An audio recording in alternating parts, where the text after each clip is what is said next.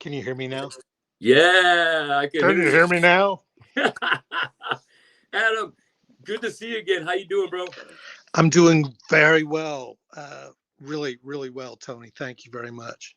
I got to Awesome. tell you, too, you are a much handsomer guy than I expected without that fucking corpse paint. Hey, thanks a lot, man. Thanks a lot. Handsome grandpa. It's metal and rock and roll keeps me young, man. It it, Dude, it does what this else? it does this thing for me. What else are you going to do? Right? That's right. Fucking hey, man. I got two original bands, cover band, a couple of tribute bands. Fuck, man. What else? And then I put together. I got to share this with you, Adam. I put together an amazing Christmas show called Tony's Twisted Christmas Spectacular. I've had 4 years running. It's going to be the fifth year this year, and we raise money for the Coastal Bend Food Bank. So far, we've donated, Jesus, over maybe about 1,500 pounds of food and at least $5,000 in cash. And we just, Wow. and it's made up of a 20-piece band made up of all these different musicians from here in Corpus that are just generous motherfuckers and just generous, jolly Christmas guys that come together, and we put on a great Christmas show at the House of Rock. And I couldn't be more blessed to have a great group of guys. They're called the Harbor City All-Stars. Mm. And Dude, that is so fucking cool that you do that because I'll tell you something. Those of us that have had the opportunity to, excuse me, those of us that have had the opportunity to do things that are, to fulfill our passions, right? yes, We're very fortunate. We're very fortunate. Not many people get to do that, in their right. lives. And so it's kind of a responsibility that we have to do something to give back. I mean, Yes. that's how I live my life. Forget about music. That's what I do for a living. That's just the way I've chosen to live my life. I want my kid to see that Yeah. that's what I do so that he does that as well. Yeah. So, Tony, really seriously, I just want to say good on you for doing that kind of work. I mean, that's important. It's really, really important, you I know? feel like it is. And like you said, it's like my calling. And, getting bands together and getting people together, putting shows together is what I do. So, when I had my grandson, that's what changed things. He's going on 5 this year. And when I had him in October, I just had this tremendous amount of love and generosity, and I want to give back. And I was so grateful of now I got my own grandson. Holy smoke, I got to give back. So called a bunch of my friends up and said, hey, I listened to this Twisted Sister concert that put on called Twisted Sister Christmas. And so we're doing all these Christmas carols, but done in the vein of like 80s hard rock. That's So, awesome. man, it's a great time, man. Oh, it's a great time. If you ever come around Christmas time to visit, do you still have family over here? Yeah, I do. Actually, I'm going to be down at some point this summer, man. My kid Wow. loves to visit my dad. His grandpa, my father, lives in Corpus still. Great. And yeah, we don't make it down near enough. We used to come down a lot more often, and then the pandemic hit, and we Yeah. kind of got out of the habit of it. I don't know what the deal is, but yeah, yeah. But yeah, if I'm able to make it down during the holidays, that would be Yes. a blast to come and Bring check out. Boris, bring your dad. It's a full family event, family fun event. Yeah, We got a guy dressed up like Krampus that comes every year, and he takes pictures with everybody, and it keeps growing. I can't. I'm just so proud of it. But let me put that in the background, and let's get back sure. to talking some really good stories that we were getting Well, into this last week. and when we left off, I was about to mention something Yeah. that Robert Arsuega, God, this had to have been 1991. So we did a show in San Antonio one weekend, and I don't even remember the venue, but there was this guy up in the front of the crowd, and he was hassling one of the other guys in the band, and he was like sticking his hand in his face and Yeah. pulling on his cables and fucking with his pedals and shit. And, between songs, I went over to the guy and I offered him $5. I said, here, dude, go get a beer, go buy a beer. But when I did that, I looked in this guy's eyes, and he wasn't drunk. He was like on some hardcore hallucinogenics. I mean, this Oh guy was shit. like, yeah, he was somewhere else. Yeah. And he kept fucking doing this. So I don't know, you know, they say the apple doesn't fall far from the tree. My dad's got a terrible temper. He Okay. used to. He's mellowed out as he's gotten older. Yeah. But I mean, he's still been known to, like, do stupid shit on occasion. And I followed through on the old Grossman charm, and this guy just like would not quit, and I dove off the stage as I'm throwing a punch to hit this guy. Oh shit. And about halfway through, I realized, oh fuck, he's further away than I thought he was. So I pushed even harder off the monitor, and Yeah. I just pummeled this dude right here, right in the face, Oh and shit. split him wide open. Wow. And that was the end of the show, because also I broke my hand. Oh Yeah, fuck. yeah. Brilliant, right? Smart guy. And this is like maybe 3 months before we're supposed to go record what became the first SKREW record. Oh shit. Okay. Yeah. So I Yeah. had to drive back to Corpus with a broken hand, and wasn't sure it was broken until I tried to get into my apartment, and Yeah. I couldn't use it. You know what I mean? So Ooh. I had to go to Yeah. the hospital, and I got chewed out by the doctor in the hospital, because he's like, Grossman, he said, I knew your grandpa. My grandfather was a doctor and Okay. worked out of Spawn as well. So this Wow. guy's like, tell me what happened. And I made up some story. And I said, you know, I was walking up the stairs, my apartment tonight, and I slipped because it was rainy and cold. And I said, I fell on the stairs. And he looked at me and he goes, boy, don't you goddamn lie to me. He said, you were in a bar tonight, and you hit somebody and you didn't have a good fist made, and we call that a boxer's fracture. And I knew your grandpa, blah, blah, blah. He just started He fucking laid into going you. off at me. And I was like, sorry, yes, you're right. That's exactly what happened. So anyway, long story short, I ended up with a cast on that hand. Yeah. And Shit. and it was supposed to be on there for, I don't know, 6 weeks or 8 weeks or something like that. And about 3 weeks in, we're like getting ready to leave for Chicago to do this record. And Yeah. I'm like, fuck, I can't, I've got to play guitar on this thing. So I go into Sound Vibes. Nobody would help me. Only Oh, Robert. only Robert Robert. Robert sawed the cast off my fucking hand so that I could fucking make that first SKREW record. Wow. And I will be forever grateful to him, because what was I going to do? I mean, those things aren't made. They're made out of, like, now they're made out of, it's like fiberglass or some shit. You know what I mean? You can't just like get it wet Right. and rip it off. But back But back then it was like the plaster caster, right? dude, Robert hooked me up. I'll always be very grateful to him for that. So Robert he's so cool. I've had him on the show, man. He's got a great band called the Jam Council. And man, he tears it up at least once or twice a month over here, like in Rockets Bar and Grill. And man, he's on the top of his game right now musically. And I tell you what, nobody takes care of you better here in town than Robert over there at Sound Vibes. yeah, no, you're absolutely right. And it's funny because, man, I'm thinking about it, and I've known that guy for 40 fucking years. Damn. I mean, Yeah. that's a long time. Well, it's more than half my life. You know what I mean? Likewise, yeah.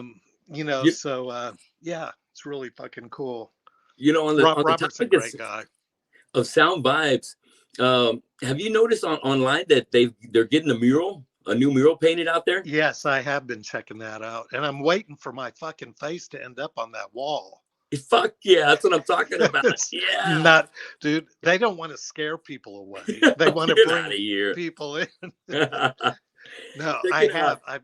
I've been checking it out. Yeah, it looks like the latest I saw was that Dimebag and Vinny are up there. Yes. So yeah, it's Yeah. fucking cool, man. Dude, there's parts of Corpus that are gone forever. That Right. fucking studio right down the street that used to be the Chinese Laundry. I forget why I'm drawing a blank on the name of it. Down the street from right Hacienda. there. Hacienda. Hacienda. Yeah. Yeah.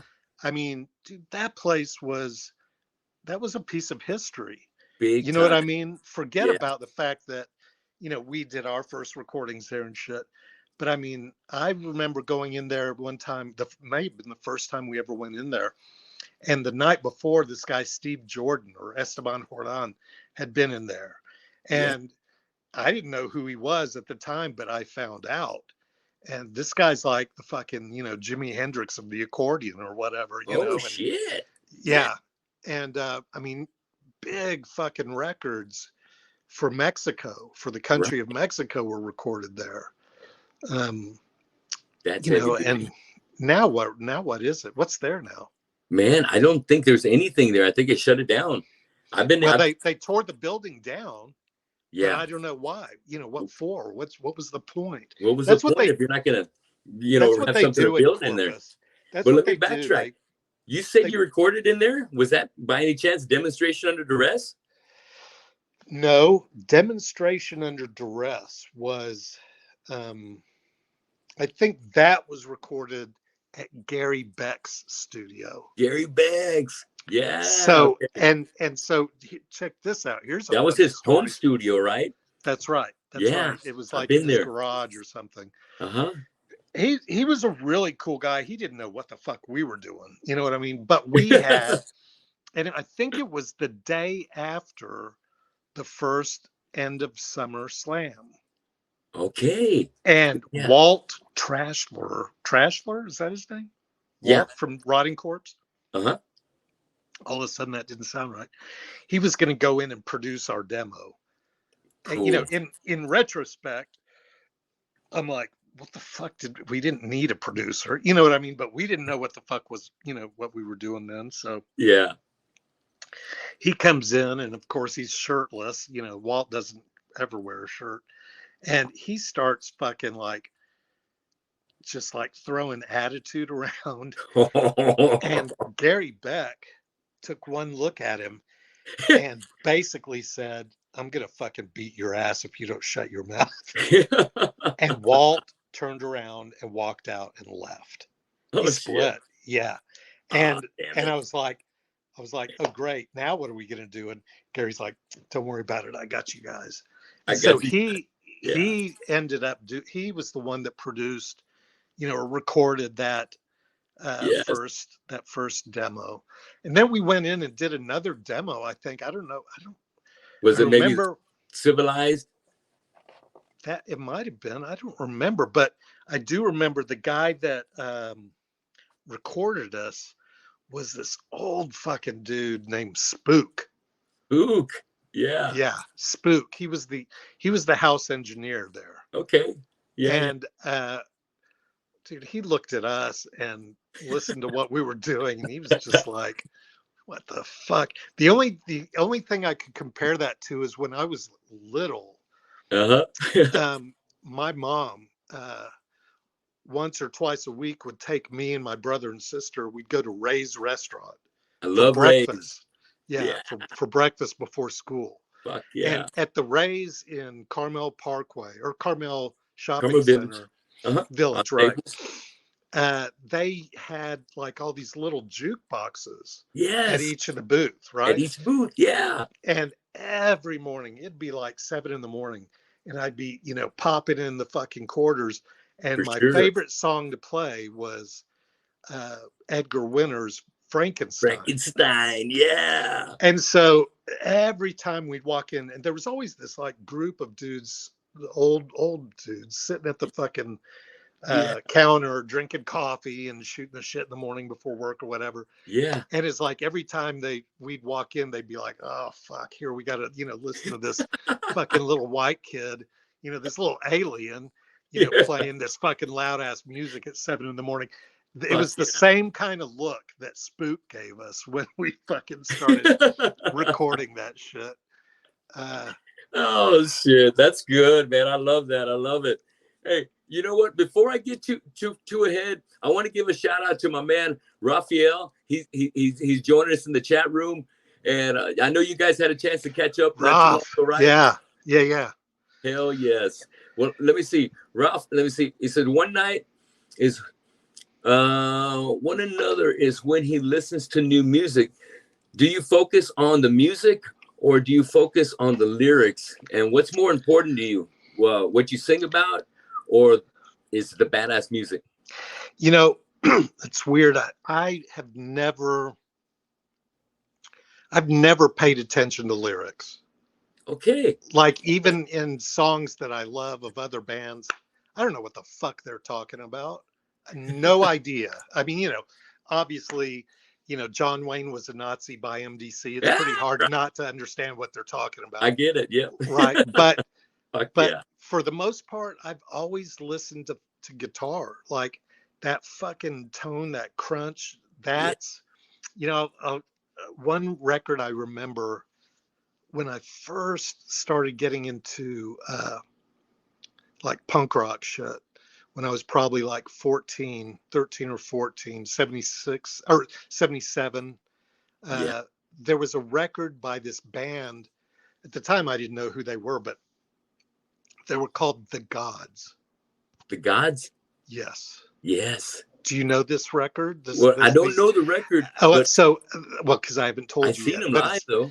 Oh, you have? So Yeah. they had a They, record. I don't remember what it was called. Might have been Rock and Roll Machine, okay. and it Yeah. had a golden chariot on the front, coming like Yes. out of the sun. Anyway, Fuck dude, the yeah. the fucking tone on that record was so heavy. I mean, the songs were kind of, you know, I know. they I were fine. They were good. exactly. I get it. Yes. They Hell were yeah. good rock, but their It fucking was. guitar tone was just so fucking, that's what I've always been into. Of Fuck yeah. course, Judas Priest, seeing that stuff early on. Um, again, I never listened to the words as much as the vocal melodies. I Yeah. never knew what they were saying. I never paid attention. And then when it came time that, I started playing in bands, like my very first band in Austin was called The Infected. The infected. And Yeah. I was the oldest guy in the band, and you know, by a year probably or whatever. But Okay, just the year. I was gonna say you can't be the oldest guy in all your bands. no. In that band, by let me think. I think Richard Mather was like maybe 18 months younger than me. Cool. And Yeah, then yeah. the other two guys were like a grade below him or whatever. But, Yeah. when you're in high school, it doesn't really, age doesn't mean shit. It don't. But Exactly. You just want I to jam. was, I was the only one that, would even try to write lyrics. I mean, they were stupid, but that's how I started writing lyrics. Even though I wasn't the singer, nobody else would do it.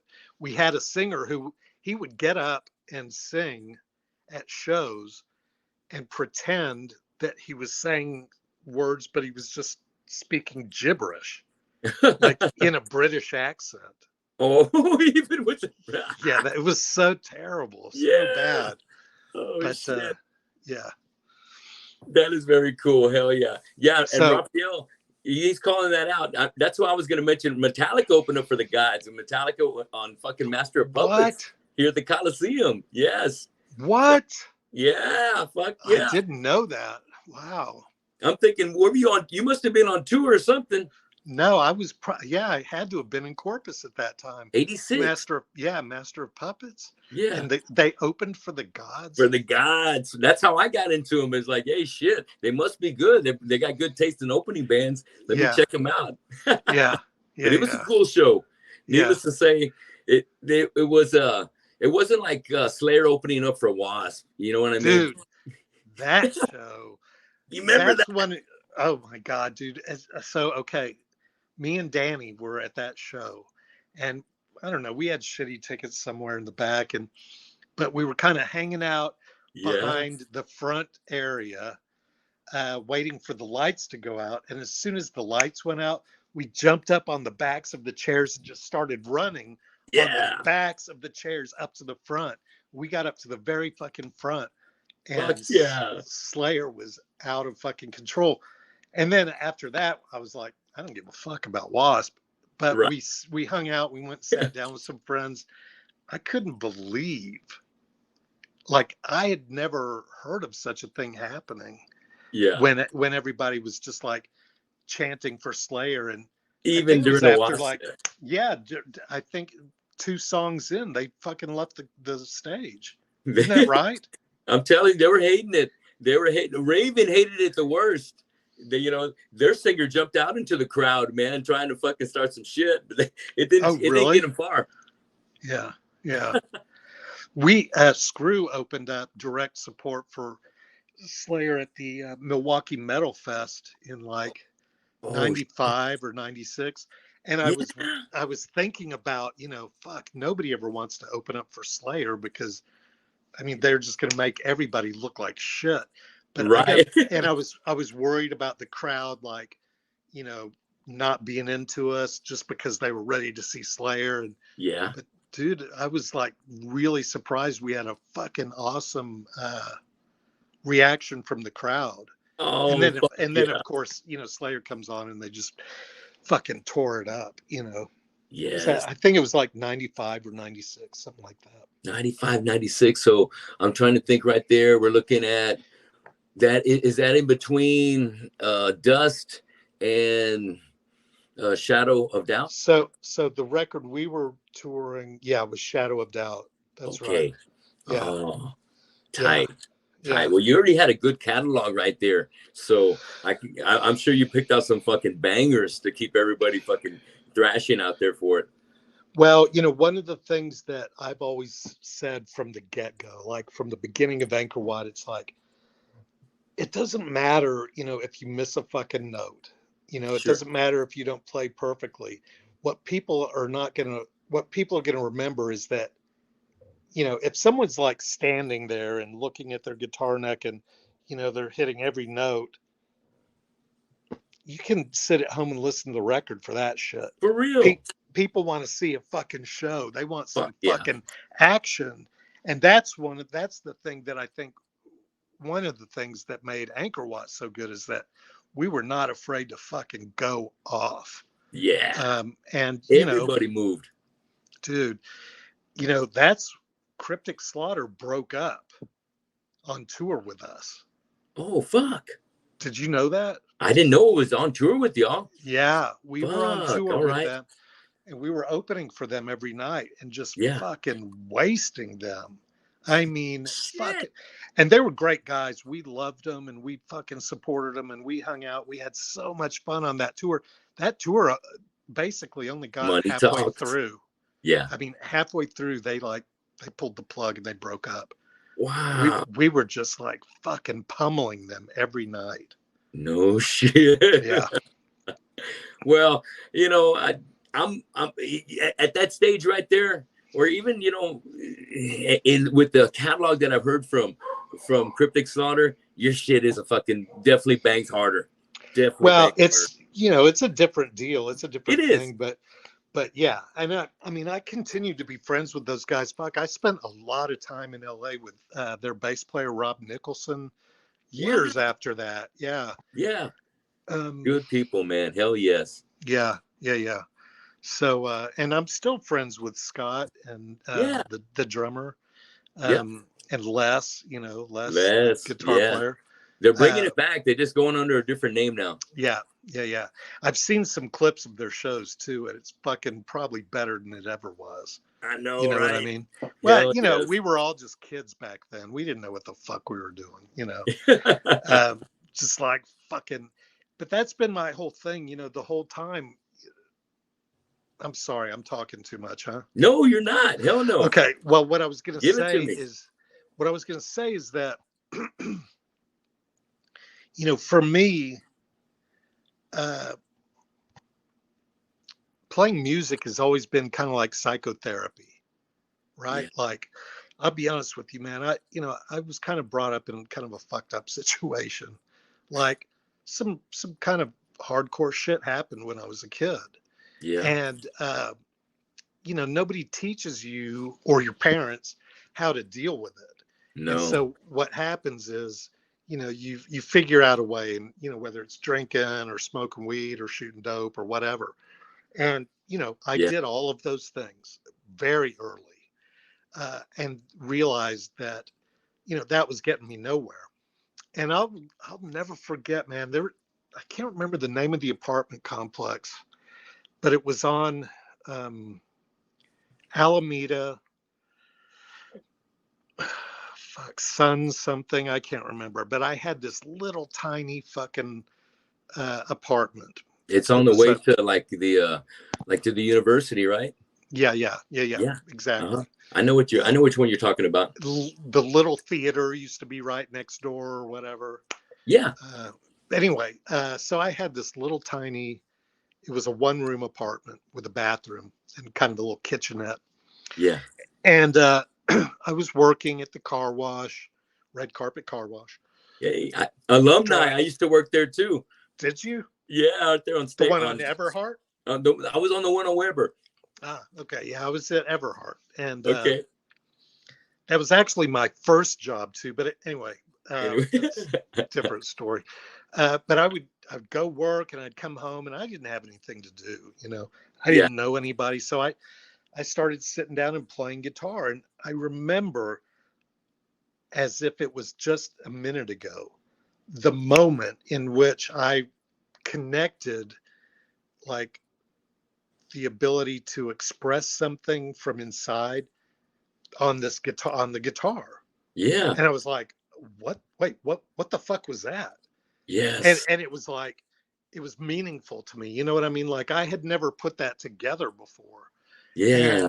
And pretty soon it was like, you know, just getting into that fucking vibe. And, Yeah. when we put Angkor Wat together, our rehearsals were as important to me as anything, Fuck right? yes. For keeping me sane, because we would go in there, and Danny's parents, they fucking, they let us just totally move all the furniture out of the front bedroom. And Oh, I killer. think, I think there was a bunk bed in there, but the rest was a PA and all our gear.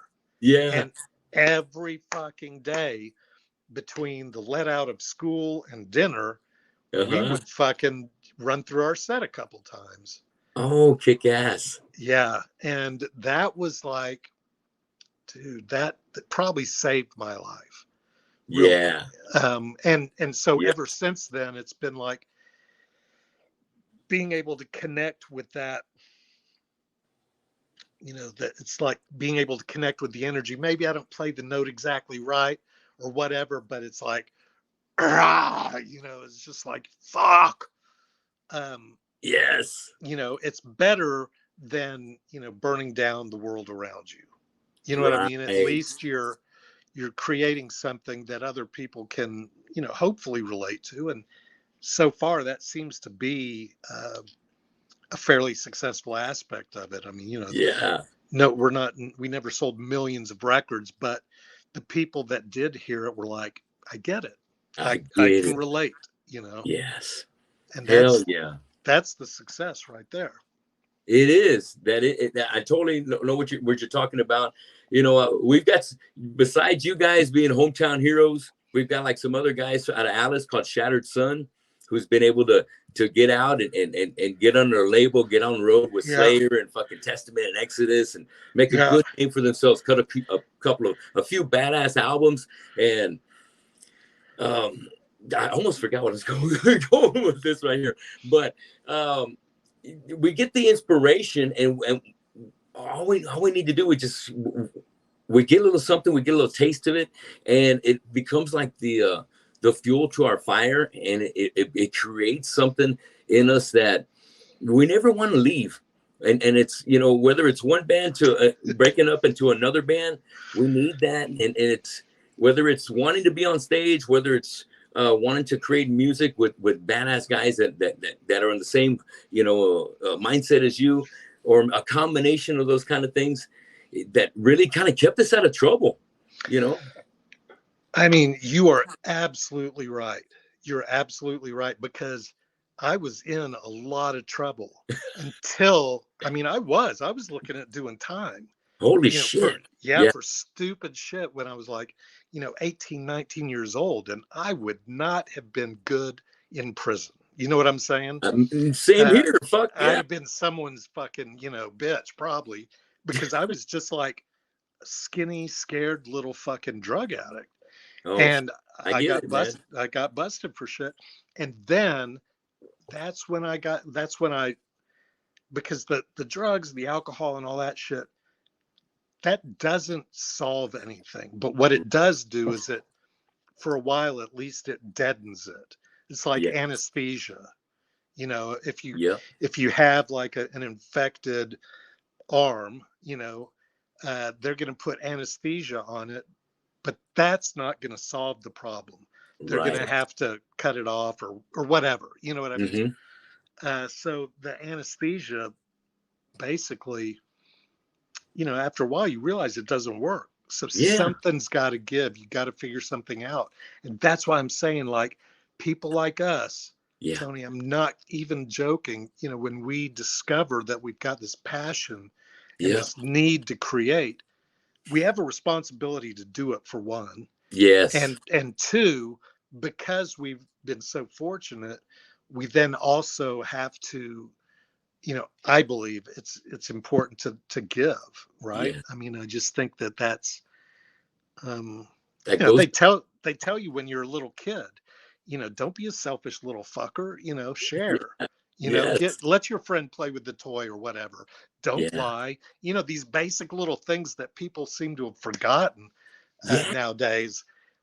Those are But it's important, man. it that fundamental is what keeps the sanity and the civilization alive. You know what I mean? Being good to each other, communicating, helping each other fucking rise. And And who would have thought a bunch of fucking punk rockers and metalheads would be the guys that are like yeah, looking out for that shit, I looking out know. for that part of our culture. But Yeah. look, dude, I'm all tattooed. I've got tattoos on my face and shit, and I work in a field where people come to me for help, and uh, they, I work for the government. I don't know if you Wow. knew that. Yeah. So I'm a counselor, right? And so, Okay. yeah. And so people come to me and, at first they'll be like, what, they don't want to look me in the eye or what, whatever. But after a while, they kind of get to know who I am. And dude, I worked in a methadone clinic in Corpus years ago in the Wow. in the early 90s. And Yeah. dude, I saw some crazy shit, but I met some of the fucking coolest people Hell yeah. that were clients. Yeah. Um, but the point is that it's the old saying: you can't judge a book by its cover. Right. The people that are always getting busted for pedophilia or you know stealing, they always look like your fucking high school biology teacher, Yeah. right? They don't Absolutely. ever look like some kind of freak or something. Um, Right. Yep. so you just never can tell. But I guess, like we were talking about, the point is, being able to be true to yourself and Yeah. be honest about who you are. And, you know, that's going to be good for you and for everybody around you. Fuck yeah. Well said. I like that right there. And I tell you what, I got Adam, we can jive all night, but I want to hit some great questions Do here it. Do it. before we wrap things up. All right. Yeah. And I've had such a great time already. I hate to have to get to some of this, but Same. you know what? Thanks a lot. So let me ask you this.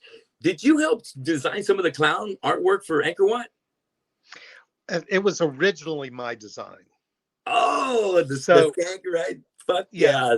I remember So, the very first one with it was like a Ronald McDonald style, with like almost like a stick guy and Angkor Wat on the anchor and the Wat on the bottom. yeah. Fuck yeah. But I have to be honest with you, the good stuff was Dave Brigman. I mean, Dave Okay. Brigman, God, I feel like I should be the president of the Dave Brinkman fan club or something. But We can I'm do going to that be together. honest, dude. He's a really talented artist as well. Like Yeah. he drew some of the most badass shit. I did a lot of flyers. He did a lot of flyers, but like the T-shirt designs, I think they were mostly his. I did a couple things, but Uh-huh. yeah, when we were coming up with a name, looking for a name, we couldn't. We were talking about Circus of Horrors or something like that. Yeah. And I thought, clowns to me have always been scary. Yeah. When I was a little kid going to the Shriner Circus at at the Coliseum, rather, Yeah. the clowns always scared the shit out of me. I don't know why, but so that's what, I came up with this like scary clown with kind of a nail head type thing. Genius, man. I love it. Yes. And then Dave just like fucking ran with it, He man. ran He's with just, it. yeah, I, he that's rules at definitely that shit. part of the genius of Angkor Wat and the success was the merchandising behind it. And I don't think it was actually maybe designed like that. It was just, you had some great ideas, had Dave to come up with the artwork. We got a show coming up. Let's print some shirts. But in Well, hindsight, you guys had some of the best shirts ever made out of anybody's shirts at that time, man, because they were always so badass and the hardcore punk look to it all the time. And even against my best wishes, they always came out in white, and I always wear black. But if anybody had a white shirt, I was gonna buy it from Angkor Wat or Black Flag. Because why did we always do that? Why did we always printed shit on white shirts? Well, I'll tell you one reason is because so my family in Austin, my mom had a screen print business. Cool. And so I believe that she was doing the majority of our printing and Okay. doing it for like, next to nothing, just basically for cost. And Yeah. so it was cheapest to do white t-shirts because if you do a black t-shirt, you got to do one screen of white on the black and then print the colors on that. And I think we did like one or two black shirts. I don't know why we always did white shirts. I never wear white shirts. Never. Never. I know. I always wear black shirts. Always. But when they did the comeback several years ago, they got some new artwork, and that's when I had to, of course, Angkor Wat's putting out shirts. I'm gonna buy it, man. So hell yeah. So I'm supporting that one tonight. Dude, look at that fucking the what am I trying to say? The font or whatever that the name is written in. Yes. That's the original. Like Dave Brinkman came up with that. Yeah. It's got to be him because that's totally his t-shirt. That's his style. That's all Dave. Love you, Dave. Hell yeah. Well, let me see. Next thing I got for you. What are your favorite 3 Angkor Wat songs? Oof. Fuck, that's tough, man. Give me one from each album then. One from Demonstration, one from Awake, and one from Purpose. I will say one of them is Warsaw. Yes, fuck yeah. And one of the reasons is because the English voice sang that part in the middle over the acoustic guitar part. Yeah. That's my stepfather. And okay. Yeah, he passed away, I don't know, 2001 or something like that. Okay. So it's really cool to have a recording of his voice. Of him on there. Very cool. But that song also was just like that main riff was just so fucking, at the time, it was just so heavy. You know what I mean? So that was also kind of one of the first ones that we did that was like kind of getting more into a little bit more complicated arrangements and trying to do some different things. And so that song I really enjoyed on that record, Seat of Power. Is that a song? Seat of Power, yes. That's the title, yeah. That song is one that I really enjoy. Great song, hell yeah. Yeah. I mean, fuck What that, about Corpus Christi? Give me one for Corpus. from I Corpus know Christi. that was kind of a different situation. You Yeah. know what I mean? But if there was one on there that you were like, you know what, shit, I think I sounded the best on this one. Which one would it be? I'll be honest with you. It's the very last song on the record. Not the Barracuda cover, but that one that's like super out there and very different. Yeah. I can't even Wow. remember. Driving Wheel, I think is what it's called. Driving Wheel. Okay. And that song is where it's, of course, it was the last song that I recorded vocals on. Uh-huh. And that was the one where I kind of felt like, oh, this is how you do it. I Oh. I really wanted to go back and re-record everything, but the Carrie Crafton who produced that record was like, no, we're not doing that. We don't have time, dude. We don't have time. Yeah. Uh, but that song is where I kind of got my sea legs, if you will, on the Yeah. vocals. But there's shit all over that record that here's something interesting that Okay. nobody probably knows about that record. So when at the end of the band, right, when I was living in Austin, I had to have a surgery. I had to have a hernia operation. Okay. So I was up in Austin. Danny was going to school in Austin, and Dave Nuss was in Nashville going to college at some fucking college. Wow. Uh, Yeah. and so I wrote that entire record in my bedroom. I was staying at my mom's house uh, for like 6 weeks while I kind of recovered from that surgery, and Okay. um, so I wrote that fucking record on a jam box. Like I just sat on the corner of my bed, just like started putting all these parts together, and then I would send a Yeah. cassette tape to each of the guys. And then we got together at Thanksgiving holidays in Corpus, and we ran through the songs for like 2 hours. Yeah. And then at Christmas, we went and recorded the record. Whoa. Okay. Damn.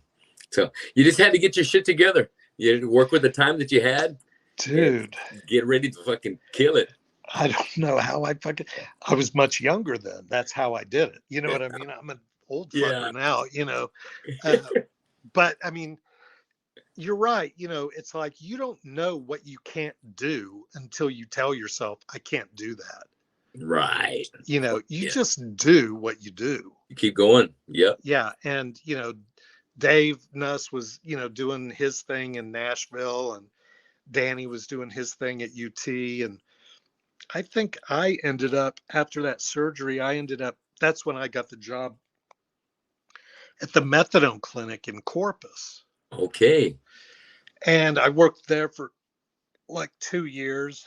And then it came time to do our next album, and we got the opportunity to do it in Chicago with Al Jorgensen from Ministry. And so we were like, fuck. And here's Yeah. the thing is I had applied to law school. I had applied to 4 law schools and got accepted to 2 of them. So I Cool. was like looking at going to law school, and I didn't really want to do that. But that Yeah. was kind of what was expected of me. Uh-huh. And boy, when I told everybody, my family, when I Yeah. told them I'm not going to law school, I'm going to go do a record with this junkie in Chicago, Yeah. uh, they were not happy. I'm But sure. but Right. dude, you gotta fucking do what you gotta do. You And got to follow your heart. dude, that took me on a 25 or 30 year, 25-year Yeah. career of Yes. having just incredible experiences. I mean, traveling the world, and movies, being in movies and TV, and just Fuck yeah. like you know I mean, it was a dream come true.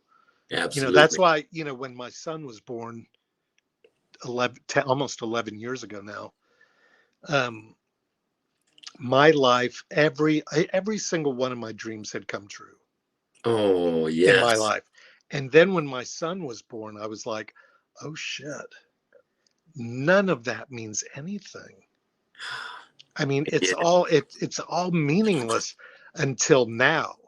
You know, yeah, now I understand why that shit was important. Now I understand that that caused me to be able to be the person that's going to be able to do this, yeah. parenting thing. And Right. dude, it Wow. was like, that was like having an amazing house. It was like I was living in this fucking incredible house, and all of a sudden I discovered after 20 years there's a second story. Yes. There's a second story to the house, and it's Right. even more amazing. I know. I mean, it's just Oh like, shit. it's crazy. I love the way you see it. I love that perspective. Exactly. Because, you know, I've got a couple of kids. My daughter's 29, my son's 23, and Grayson's gonna turn 5 this year. And being a dad has been really the most fulfilling thing I've ever done. And being a weekend warrior musician has brought me a lot of joy because I've been able to be here every night for him.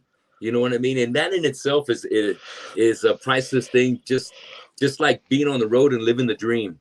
You know. Absolutely, man. When my son was born, it was right when he was born, right as the last SKREW record was coming out. And we were supposed to do like some festivals that summer. He was born in June. And we were Okay. supposed to do some festivals that summer in Europe. Yeah. And we had management and everything. And I was just like, there's no fucking way. I Because I can't have split. so many friends that Yeah. did that left their kids to go tour. And I'm like, dude, I'll fucking clean garbage cans to If I got stay to with my kid. stay here. Yeah. Yeah. Yeah. Oh, Yeah. I dig it, man. I totally dig it. And you've just been now you like you said, now it's like you found that second story and it just keeps getting better. Oh my goodness. So real quick before we move on. So Boris Blackstar, man, Yep. I love Blackstar especially. You know, I just to me, I think of the Blackstar equipment and stuff, but to me, that's like, man, he's gonna be amazing. You know, and Well, he's already on the right track. You know what I mean? His dad, he comes from good genes. good stock. I'll tell Exactly. you, it was easier for me to talk his mother into Black Star than it was Boris. Really? Like, yeah, oh Okay. yeah, she was like Black Star. Okay, yeah, that's cool. Boris, I don't know. I mean, it took me. I'm like, his name is going to be fucking Black Star, Boris Black Star Grossman. That's all there is to it. Man, all And yes. eventually, she came around. But it came from a dream. Yeah. And so Wow. it's a trip because I mean, everybody thinks their kid's the best, and my kid is really, he's Yes. super sweet. He does well in school. He's got a lot of good friends, and he's a pretty average kid. Most things. He's not. Yeah. He's not. Doing calculus or anything. I mean, he's doing math I couldn't do at all. Oh, cool. But one thing that he does have is he's Yeah. got the musical thing. Oh It's shit. it's weird Yes. because his mom is also a very talented musician, although she's never done anything, but she can sing like crazy and she can Oh, harmonize, and she's just got a really great ear. yes. And Boris has got that. I mean, so he might there's two schools that he might go to next year for Yeah. middle school. Okay. uh, and he auditioned for the bands in both schools, and I mean both schools like are really want him. Oh, hell uh, yes. so um, I've provided him the opportunity to do that stuff, but I've never pushed it on him really. Yeah. And he kind of, he's not super into it, but he's talented. He's Yeah. got the ability. It's a trip. And sometimes with kids, especially thinking about my daughter, she became a badass basketball player.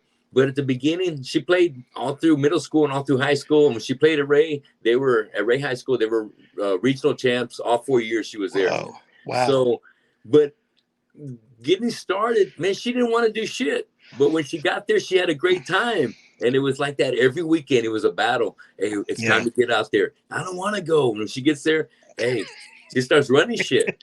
So, you know, kids are just, they're the best, man. They are the best. When they find their niche, it just, it's incredible for us just to get behind them and give them all the support and all the love they need and just watch them grow and develop. It just, it's the best, you know, payback from being a parent. Absolutely, man. Absolutely. I mean, you know, it's the one thing that I'm the most grateful for in my life. You know, I mean, like I said, I've had dreams come true. You know, dude, I've stood on stage in front of, you know, 200,000 people, you know, at the Dynamo Festival. Yeah. And that's a fucking trip. Fuck But yeah. But it doesn't compare to like when your kid looks at you and just goes, "I love you, Dad." I love I you, mean, Dad. you know, I mean, it's just like, what? You know, Oh man. why? Why would you love me? You know? I know, right? I don't deserve it. I don't Right. deserve it. That's right. Oh man. Yeah. From one dad to another, man. Just let's keep doing them right. Right on. Keep doing them right. Well, you know, I'm working on having more kids. I'm trying to impregnate as many women as possible.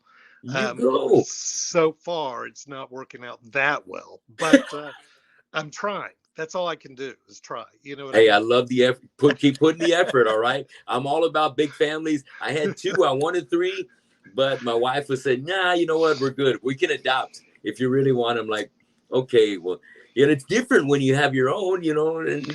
But well, you know, and I'm very fortunate because you know Boris's mom and I split up years ago, and she married this guy who's a super nice guy, and they have since had a little girl who I guess is almost 3, and so Boris is able to have a little sister, and you know he loves her to death, and I love her as if she was my own. I mean, you know, but you know, so I don't know. It sounds silly, but you know that's kind of what life is about, you know. yes, we got to breed. We got to keep our civilization alive and flourishing. Keep the human race going, and leave a good legacy behind. And hopefully, you know, our kids do what's right. You know, because you know, doing the right thing isn't always easy, and sometimes you got to do it alone, and you got to do it against popular decision. But after you do it, you can have the pride and and you can feel good about knowing that you did what you felt was right. Well, and I'm going to bring this full circle. If you Okay. listen to some of the lyrics on that first Angkor Wat record, all right, listen to some of the lyrics, read the lyrics that I wrote on that shit. And it's crazy because you know, I don't know if I was channeling some shit or what, but it's all about exactly what we're talking about. okay. It's all about, you know, developing a positive belief. Yes. So that you can spread that, you know. Right. I mean, like I said, I read those lyrics now and I'm like, holy fuck, you know, it's crazy because it's totally appropriate for the moment and for this moment in time.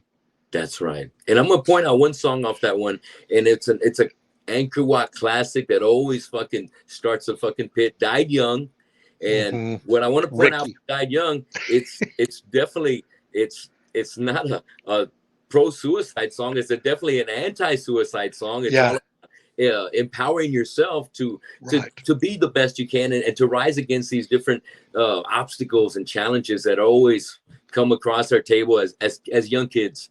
And you know, take the chance, you know, show you care, reach out, make a difference. I love the lyrics, man. And so that Dave Brinkman wrote that. Okay, all right. And here's what's even more insane is that 2 people that didn't know each other suddenly form a band and have that kind of symbiotic writing relationship in terms of, you know, he wasn't wanting to write about castles and dragons, which would have been fine, right? I mean, I wouldn't have cared, but he was interested in writing the same shit I was. Yeah. Hell yes. Crazy. It's crazy. It's you know, it's just that kind of chemistry. It was meant to be. It was meant to be. Meant to be. Hell yeah.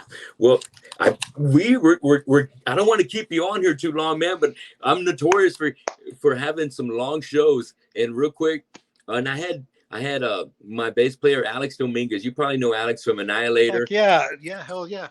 And Yeah. I had him on. We talked for 5 hours. Holy smoke! What the? So I love our conversations, Adam, but I ain't Yeah. gonna do that to you. All right? Yeah. I appreciate that because I don't think I can go that long. I I mean, know, man. So I'm my gonna hat's off to you and Alex for that. Oh, dude. Well, the good thing about me now, we had a couple of great bands together that we shared like 6-7 years, and then he ended up breaking away to go do the Devastation tour overseas when they did the reunion tour. And Yeah. more power to him. Big shout out to Rodney and all the Deva guys. Hell Hell yes. yeah. Hell yeah. Let me bring it back home so that way I can finish strong. I want to Okay. give love to some of my favorite tracks off of Burning in Water, Drowned in Flames. Okay. Charlemagne, of Mm. course, the title track. Mm-hmm. That gets me right off the beginning, man. Right off Mm-hmm. the beginning. And Indestructible fucking Mm-hmm. crushes. Your Mm-hmm. cover of Sympathy for the Devil. Hell yeah. And I Mm-hmm. got one of the lines that I love, and I think it comes out on Burning in Water, is it's a sample that says, "I'm gonna baptize everyone in fire." Yeah. Oh man, that's heavy. That's heavy. I don't know where you got Yeah. that from, but did you maybe do that yourself? No, that was fuck. I don't remember. You know, That Danny and was I sick. used to spend hours watching movies and just sampling the living shit out of everything. Yes, We got that was a samples good one. from movies that didn't even come out in the movies that were only in the commercial for the movies. Ah, I mean, yeah, just crazy shit, you know. right. Fuck yes. All right. Let me keep going, giving some more love over here.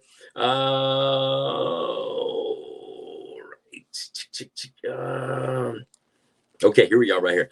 All right. Now, also, when it comes to Dust, so Dust hits a 94, and right Mm-hmm. out the door, fucking your opening track, Seated, is that right? Mm-hmm. Fucking Seated bangs hard, then it bangs into Picasso Trigger, and Mm-hmm. really dug the video for that Picasso Trigger. Hell yeah. Mm-hmm. You came out looking good in that, you and Danny. Yeah, And who are the other thanks. members? The band members at that time, Yeah, that video. so Mark Dufour was on drums. Okay. That guy's a fucking monster drummer. One of Yeah, the best drummers maybe the best drummer I ever played with. cool. Mark Dufour, uh, this guy named Brandon was playing bass. I don't remember Brandon's last name though. Another guy named Jim Valentine was on keyboards. Uh, Okay. the guitar player with the purple Les Paul was Doug Chapuis, and then Okay. there was one more guitar player. Oh, Possum, this guy Possum. No shit. All right. Yeah, That was a banging video. Love it. yeah, it was Moving fun. on. Some tracks that I love on there besides Seated and Picasso Trigger. Fucking Jesus Screw Superstar. Genius title. I love that a lot. That's a banger right there. Mouthful of Dust. Love fucking Mouthful of Dust. And Season 4 for Wither Wither, yeah, are fucking killers too. Those two right there.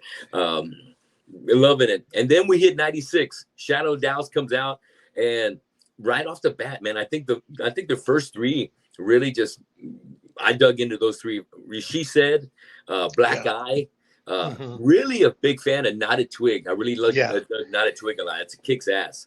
You know who worked with me on that song? Who? Do you know who Jed Simon is?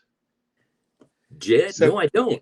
yeah, he's this Canadian guitar player. He played in um, oh fuck, what's the name of the band? God damn it, man. Uh, the guy, he sang for Steve Vai, and he's kind of crazy now. He's David Lee bald. Roth. No, no, no, no, no. Oh, God. Frank Zappa. No, he's bald now, and he wears glasses, and he does all these fucking incredible records. He's insane. What is his fucking name? Strapping Young Lad was the name of the band. Devin Okay, Townsend. Devin Townsend. Okay, thank you. So He's Jed good. God, played he's good. guitar with Devin Townsend in Strapping Young Lad. And there was a period where I wanted to bring him in to do the screw stuff, Yeah. but it was just it was too much. You'd be amazed at how difficult it is to bring a Canadian into America to do a job that a million different Americans could probably do. You know what I mean? Yeah. So it wasn't, but he did write on that song with me. So Very yeah, cool nodded twig. collaboration right there. Yeah, yeah, yeah. Thinking about something else I came across. I thought this was really awesome. You made it on a I guess it was a compilation called um, Electronic Saviors, Industrial Music to Cure Cancer. Fucking A. What? Yeah, it's and your track was called Christ Cross. Oh, yeah, yeah, yeah, yeah, yeah. That's Now, recent, huh? was that did that come across your table before or after cancer hit you? So, well, that song was one of the first Screw songs, and Oh, it okay. got recorded for every single record we ever did, but never made it onto any of the records. Oh shit. Okay. Yeah, so we had a Yeah. version of it, and that was after, yeah, after I had already been diagnosed with cancer and survived it. Um, anytime Very cool. somebody asks me to do something for a charity thing, I'm always down to do it. Awesome. Speaking of, I think Raphael said that maybe you might have done some help for some veterans. You've been doing some. Let me bring it back over here. He says, "I'm a veteran, and what Adam does to give back to a lot of veterans is very special." Well, so yeah, so like a lot of the people that I deal with in my job are Oh, veterans. Yeah, okay. yeah, yeah. Yes. Guys that come back from with PTSD or Hmm. having lost limbs, and yeah, Yeah. yeah, yeah. That's powerful, Adam. I love Dude, the fact that it's you're there to be there and be a counselor for them. yeah, Um, I have I contribute to Wounded Warriors, Tunnel for Towers. Um, I love the fact that we have such amazing patriots that are out there that have given the ultimate sacrifices, and just for me to be able to do things like we're doing tonight, yeah, for me to be able to go to work and to have a kid and everything possible, I'm so appreciative, and I've been blessed to have my father, my uncle, my grandfather, and his uncle and his brother serve as well. mm, And so yeah, I'm so glad that you're there and to be that strength when they need yeah, it, that helping hand, and be the brother and sister, maybe brother to our to our brother and sisters out there that yeah. need that. Thanks, man. I appreciate it, and I'll tell you, there is nothing, if my work only ever affects one person, Yeah. that's one more person than it wouldn't have. You know what I mean? Like, Oh, it's so meaningful, big and time. so yeah, it's Yes, it's it's a gift to be able to do this kind of work. Really. it really is, man. Yeah. Let me keep Yeah. it rocking. So Universal Immolation hits now. Now we're talking 2014. You It hit missed one. heavier than ever. You missed Oh, one. I'm sorry, Angel Seed. I missed Angel Angel Seed. Seed. Yes, Dude, exactly. that's an important record for me. That's a Tell me why it was really more important. important. Well, that record was the first time that I felt like I had time since the first record, to really write, to really sit down and write and do Okay. something that I wanted to do.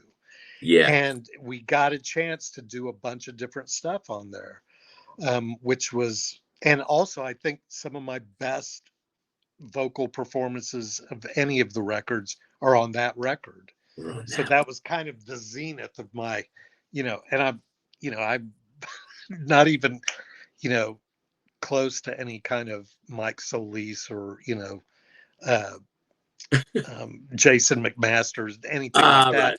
right. But Of just for course. what I was trying to do, Yeah. that I felt the best about my vocals on that record. So yeah, And that would Was that right? Was that 2011? No, that was 1998. Oh, And 98. so then, So that's and a so, long time in between. yeah, well, so what happened was that was our last record for Metal Blade. And Okay. I had a lawyer in New York who was actually talking to some big labels at the time, who wanted to sign us, because it was like right around the time when stuff like, some heavier bands were getting big at that time. Yeah. Um, uh, who were those guys from LA that, I'm terrible with names. Anyway, SOAD, who is that? Oh, a System of a Down. System of a Down. Yeah. They were getting big at that time. And so Right. there was a couple of labels that wanted to snap us up.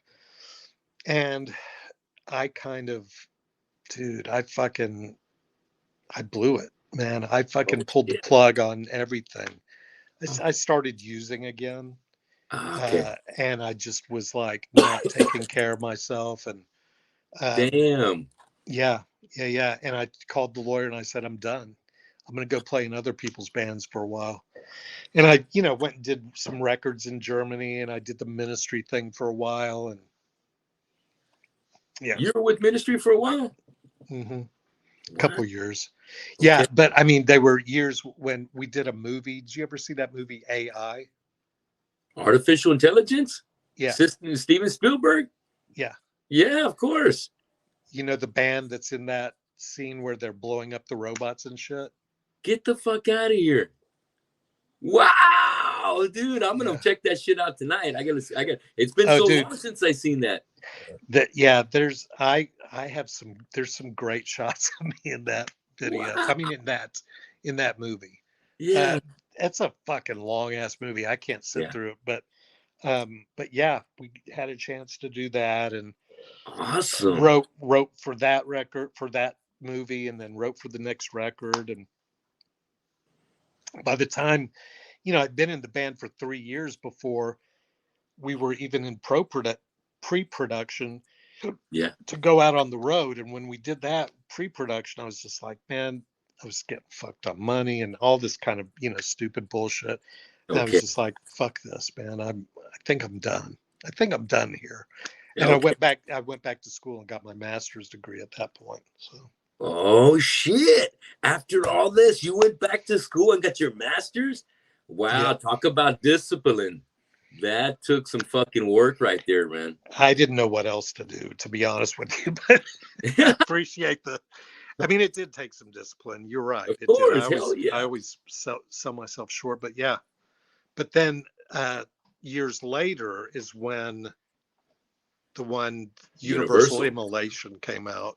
And it's And because you were writing things during this, you start getting the bug again. And I mean, I never stopped playing and I never stopped recording. I just got wasn't it. putting anything out.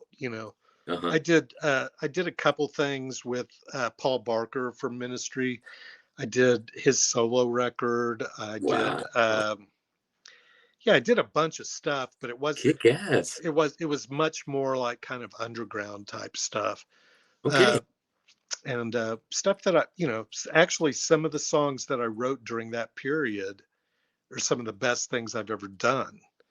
But Yeah. then when we did Universal Immolation, it was just kind of a for fun thing, and it's kind of a heavy record, actually. That's a fucking heavyweight. That's a Yeah, heavyweight, man. And yeah. I think I might have touched on a few of the song titles that I really loved off of Universal, but I definitely need to shout them out one more time. Nazarene Lash, man, it's fucking such a brutal track. It's got so many great pieces to it.